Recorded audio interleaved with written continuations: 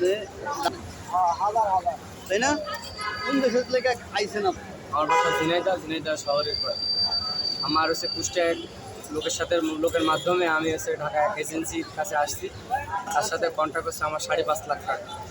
সব কিছুই টাকা একদম পেইড করা। পরে আমাকে 22 তারিখে আসতে বলছে, 23 তারিখে আমার ফ্লাইট। 23 তারিখে আমাকে টিকিট দেওয়ার কথা বলে তারপরে নাকি টিকিটের দাম বেশি, এই জন্য আমার কাছে আরও 50,000 টাকা বাড়তি নিয়েছে এজেন্সি। নিয়ে আমাকে একটা টিকিট দিয়েছে 23 তারিখে নাকি বলে ফ্লাইট হয় নাই। কথা বলে আমার একটা ভুয়া টিকিট দিছে। পরে এখান থেকে আমরা চলে গেছি, তাকে এজেন্সিতে ফোন দিলাম। এজেন্সির লোক বললো তুমি একটা হোটেল নিয়ে থাকো, কালকে সকালে তোমার ফ্লাইট। আমি কালকে সকালে মানে ওই 23 তারিখে সকালে এসে আমি বলছে যে না হয়নি, তুমি হোটেলেই থাকো। এই 2 ঘন্টা 1 ঘন্টা পর পর আমার ফোন দিয়ে বলে যে সমস্যা নেই, আমি তোমার টিকিট দিচ্ছি বলে এ বলছে টিকিটের দাম বাড়িয়ে যাচ্ছে, তুমি ইয়ে করো, ধৈর্য ধরো শুধু বলে। গতকালকে আমাকে বলছে যে সকাল 7টায় তোমার ফ্লাইট, তুমি চলে যাও। আমি ঘুম থেকে উঠেই আমি চলে আসছি এয়ারপোর্টে।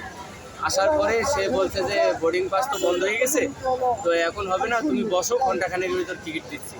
দিয়ে আবার ফোন দিয়ে বলে যে টিকিটের দাম 2 লাখ টাকা, তোমাকে এখন 1 লাখ টাকা দিতে হবে। আমি বলছি আমার কাছে কোনো টাকা নেই, আমি টাকা দিতে পারিনি বিধায় হয়তো হয়নি। বলছে যে ঠিক আছে তোমরা বসো, সন্ধ্যার সময় একটা ফ্লাইট আছে, সেই ফ্লাইটে তোমার দিয়ে দেওয়ার ব্যবস্থা করবো। এজেন্সি থেকে আমাকে এই কথা বলছে, কিন্তু আমি তো হয়রানির উপর হয়রানি আছি। এইভাবেই আমার দিন যাচ্ছে। মানে আজকে তো লাস্ট ডেট, কী হবে আমি জানি না, আমার কপালে কী আছে।